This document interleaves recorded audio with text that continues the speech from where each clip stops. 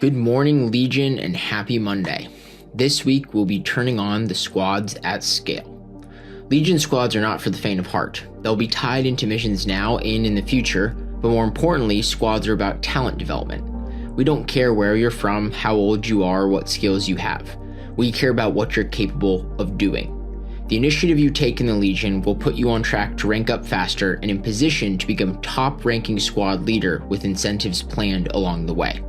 As it stands, there are currently 5 squads: the Content Squad, the TikTok Squad, the Raid Squad, the Intense BD Squad, scheduled to start this week, and the Events Squad.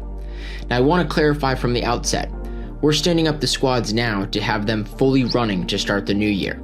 Manage your expectations around how fast things will move, but also remember, the squads are here to reward the hungriest and best performers of the Legion. It's a privilege to be in a squad, and a real opportunity going forward for what we have planned. Let's get after it and win the week.